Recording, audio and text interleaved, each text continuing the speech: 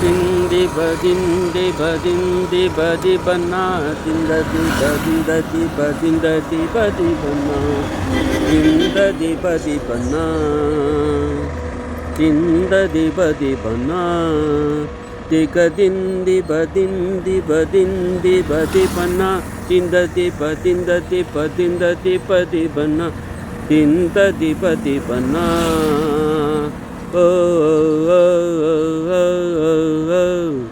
திந்ததிபதிபனா. இதுதாங்க மனிதர்களின் பாடல்.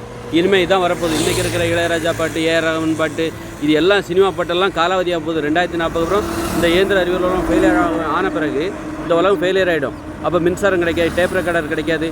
அப்படிப்பட்ட உலகம் வரும்போது நீங்கள் பாடல் எதை பாடுவீர்கள்?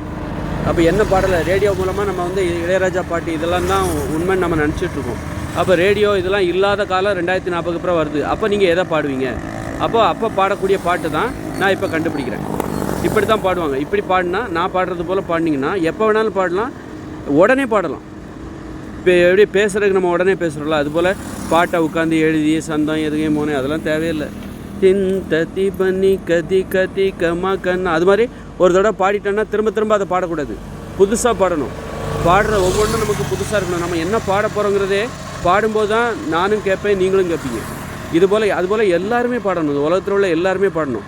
நான் தான் பாடகர், நான் தான் பெரிய இசையமைப்பாளர், இசைஞானி, எனக்கு தலையில் 2 கொம்பு முளைச்சிருக்கு, நீங்கள்லாம் அடிமைகள், என்னுடைய அடிமைகள், என் பாட்டு இல்லைன்னா நீங்கள் அவ்வளோதான் அப்படிங்கிற மாதிரிலாம் இல்லாமல் நானும் பாடணும், எல்லாருமே பாடணும். எல்லாருக்குமே சுயமரியாதை தேவை. எல்லாருமே யாரும் அடிமைகள் கிடையாது. எல்லாருக்குமே மூளை இருக்குது. உனக்கு இருக்கிற மாதிரி தான் எல்லாருக்கும் மூளை இருக்குது. அதனால் அந்த மாதிரியான பாட்டை தான் நான் உங்கள்கிட்ட சொல்லிகிட்டு இருக்கேன். அதனால் வந்து இந்த பாட்டை கண்டுபிடிச்சது யார் அப்படின்னா நான் தான். மனிதர்களின் பாடலை யார் கண்டுபிடித்தது?